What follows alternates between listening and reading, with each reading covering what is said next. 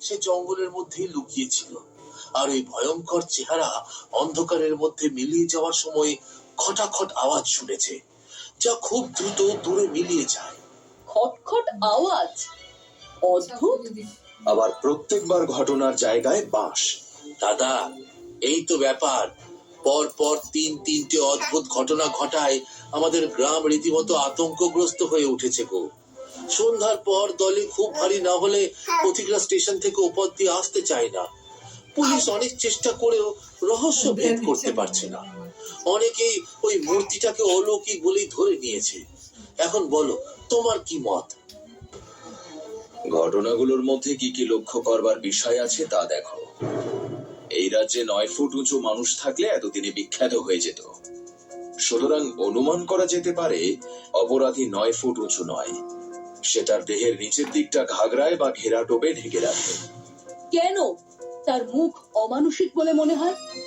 কেন সে একটা লম্বা বাঁশ হাতে করে দাঁড়িয়ে থাকে, আবার বাঁশটাকে ঘটনাস্থলে ফেলে রেখে যায়?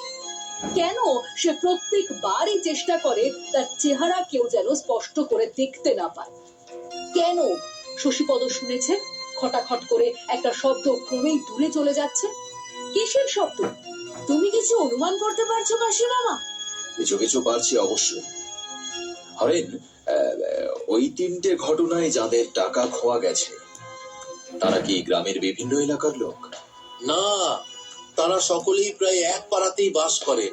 তাহলে তোমাদের পাড়ায় বা পাড়ার কাছাকাছি কোথাও বাস করে এই অপরাধী। কেমন করে জানলে? কাশি মামা, তুমি যা ভাবছো আমিও তাই ভাবছি। নইলে ঠিক কোন দিনে কোন সময়ে কোন ব্যক্তি প্রচুর টাকা নিয়ে ফিরে আসবে, অপরাধী নিশ্চয়ই সে খবর রাখতে পারতো না। না তো বাবু, আমাদের পাড়ায় কেন, আমাদের শহরেও 9 ফুট উঁচু লোক নেই। আমিও ও কথা জানি।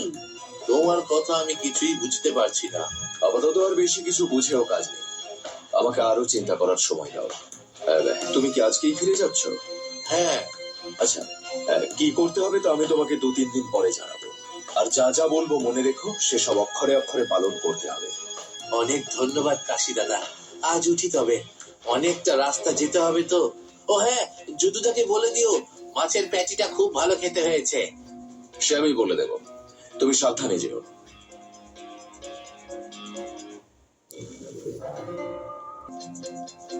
খটাখট খটাখট শব্দ, এটা মূল্যবান সূত্র। হ্যাঁ, আমার মনেও সেই শব্দ ঘুরে বেড়াচ্ছে, খটাখট খটাখট। কি প্ল্যান করবে কাশি মামা? কিছু ভেবেছো? আজ আর কিছু নয়, কাল সব ভাবনা। তোরাও আজ সকলে বাকি সময়টা ভেবে নে কি করা যায়। আজ তোরা সবাই এবার বাড়ি চলে যা, 8টা বেজে গেছে। 2 দিন ভালো করে পড়াশোনা করে নে। 2 দিন পর সুন্দর গ্রামে গেলে একদিন পড়াশোনা নষ্ট হবে। বলছি কালকে বিকেলে সকলে আসবে, বাকি প্ল্যান তখনই করে নেব।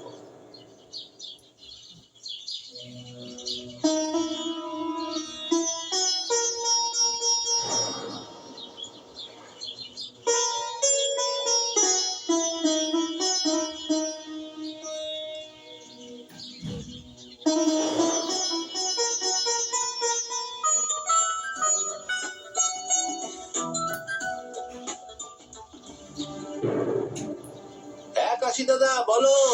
হ্যাঁ হরেন, সমস্ত পরিকল্পনা করে ফেলেছি। তোমাকে যা বলছি মন দিয়ে শোনো। তোমাকে পরশুদিন আসতে হবে আমার এখানে। তার আগে তোমাকে কিছু কাজ করতে হবে, আর সেই কাজ কিন্তু একেবারে পুঙ্খানুপুঙ্খ ভাবে যেন হয়, না হলে কিন্তু সমস্ত পরিকল্পনা বানচাল হয়ে যাবে। তুমি যেমনটা বলবে দাদা তেমনটা হয়ে যাবে। বলো কি করতে হবে। শোনো তাহলে।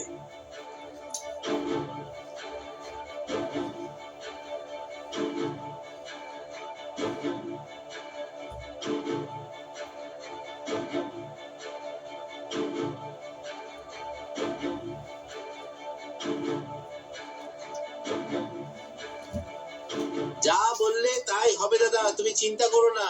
আমি পরশু সকাল সকাল চলে যাব।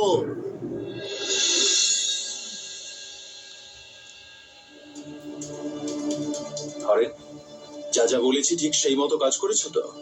অবিকল। তোমার উপরেই আমাদের সব প্ল্যান কিন্তু নির্ভর করছে হরেন মামা। কিচ্ছু চিন্তা করো না তো বাবু। হরেন, তুমি আর তোজো ট্রেনে যাবে, আর বাকিদের নিয়ে আমি আমার গাড়িতে যাব। সঙ্গে আলফা আর বিটাও যাবে। আমি ঠিক জায়গায় ঠিক সময়ে অপেক্ষা করব। যেমনটা বলবে তুমি দাদা। তাহলে চলো এবার বেরিয়ে পড়া যাক।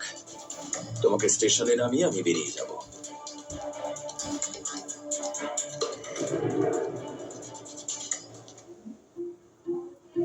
জঙ্গলের বুক চিরে ছুটে চলেছে কাশি মামার জিপ। জিপে বসে আছে চিকু, টুকাই, তিন্নি আর আছে আলফা বিটা।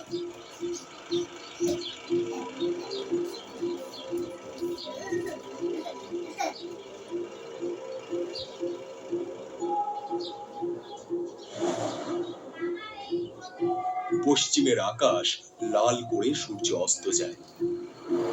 আকাশ নিশ্চন্দ্র, রাস্তার মিটমিটে আলোয় কিছু প্রায় দেখা যায় না। স্টেশন থেকে ট্রেন ছেড়ে চলে যায়, তারপর শুধু ঝিঝি পোকার আওয়াজ।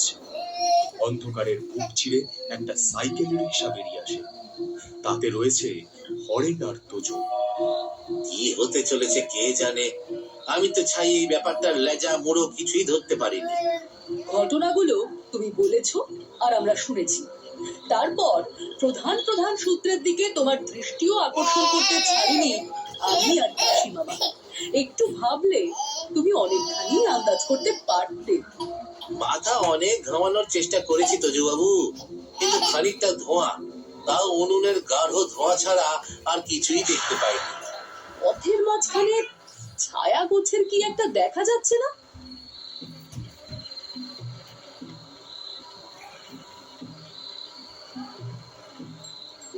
বিপদ সামনে, কিন্তু কাশিদার তো দেখাই নেই। কাশি মামা বলেছেন যখন, তখন আশেপাশে ঠিক থাকবেন। কিন্তু আমাদের এখন বিপদ থেকে বাঁচার উপায় বার করতে হবে। এই, থামাও গাড়ি, গাড়ি থামাও। তোজোর পায়ের কাছে ছিল মুগুর জাতীয় কিছু। তোজো বাঘের মতো লাফিয়ে উঠে সেটা ছুঁড়ে নেয়। অব্যর্থ তোজো এগিয়ে আয়। কাশিদা তুমি রিক্সা চালাচ্ছিলে আর আমি। তোজো ছুটে যায়, আর অন্ধকারের বুক চিরে ছুটে আসে আলফা আর বিটা।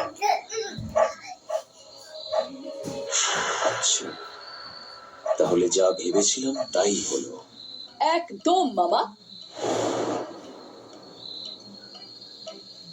দেখছি এর মুখেও রয়েছে একটা প্রকাণ্ড মুখোশ, কাফরির মুখোশ। এখন মুখোশের তলায় আছে কার স্ত্রী মুখ, সেটাও দেখা যেতে পারে। আরে এ যে দেখছি আমাদের পাড়ার দিলীপ। বয়স বাড়ার সঙ্গে সঙ্গে কুপথে যায়, কুসঙ্গীদের সঙ্গে মেশে, পাড়ার লোকেদের উপরে অত্যাচার করে। এর জন্য সবাই ত্রস্ত, ব্যতিব্যস্ত। কিন্তু এর পেটে পেটে যে এমন শয়তানি, এটা তো আমাদের স্বপ্নেরও অগোচর ছিল গো। আমাকে ছেড়ে দাও, ছেড়ে দাও, আর কখনো এমন করবো না, ছেড়ে দাও আমাকে। তোমাকে ছাড়া দুরস্ত। এখন তুমি শ্রীঘরের শুকনো রুটি খাওয়ার জন্য তৈরি হও বাছাধন। আমার মাথায় কিছুই ঢুকছে না। হরেন মামা, প্রধান প্রধান সূত্রের কথা আগেই বলেছি। এখন সব কথা আবার নতুন করে বলবার দরকার নেই। কেবল দু তিনটে ইঙ্গিত দিলেই যথেষ্ট হবে। গোড়া থেকেই আমাদের দৃঢ় ধারণা হয়েছিল অপরাধী আবদারি পাড়ার লোক। সে পাড়ায়, এমনকি সে গ্রামে, এমনকি গোটা রাজ্যে 9 ফুট উঁচু কোনো লোকই নেই। সুতরাং ধরে নিলাম সে উঁচু হয়েছিল কোনো কৃত্রিম উপায় অবলম্বন করে। অপরাধের সময় সে আবছায়ায় অবস্থান করে, পাছে কেউ তার কৃত্রিম উপায়টা আবিষ্কার করে ফেলে। তাইতেই আমাদের ধারণা হলো দৃঢ়মূল। এখন সেই কৃত্রিম উপায়টা কি হতে পারে? শশীপদ শুনেছিল খটাখট খটাখট করে কি একটা শব্দ ক্রমেই দূরে সরে যাচ্ছে। এই নিয়ে ভাবতে ভাবতে ধাঁ করে আমার মাথায় আসে রনপার কথা। রনপার উপর আরোহণ করলে মানুষ কেবল উঁচু হয়ে ওঠে না, খুব দ্রুত বেগে চলাচলও করতে পারে।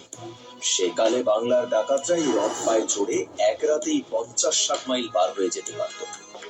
পদক্ষেপের সময় রনপা যখন মাটির ওপর পড়ে, তখন খটখট করে একটা শব্দ হয়। কিন্তু রনপায় উঠে কেউ স্থির ভাবে দাঁড়িয়ে থাকতে পারে না। ডাল সামলাবার জন্য তাকে চলাফেরা করতে হয়, তাই অপরাধী স্থির হয়ে দাঁড়িয়ে থাকবার জন্য একগাছা বাঁশের সাহায্য গ্রহণ করত, আর কার্যসিদ্ধির পর বাঁশটাকে সে ঘটনাস্থলেই ফেলে যেত। কারণ রনপায় চড়ে ছোটবার সময় এত বড় একটা বাঁশের সমস্যা হতে পারে। এসব তো বুঝলুম, কিন্তু আসামি এমন বোকার মতো আমাদের হাতে ধরা দিল কেন, সেটাই তো বোঝা যাচ্ছে না। ওটা আমাদের কল্পনা শক্তির মহিমা বলতে পারো।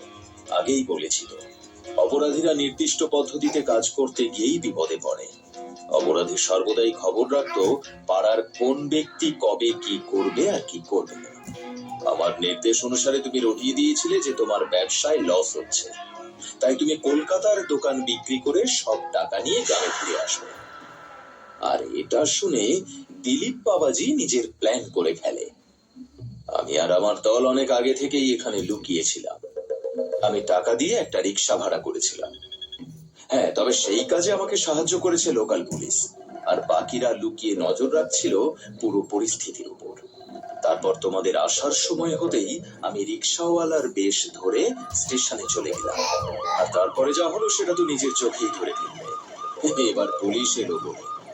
একেই বলে কিস্তিমাত। আমি আর ডাকাতি করবো না, ছেড়ে দিন আমায়, ছেড়ে দিন, ছেড়ে দিন না।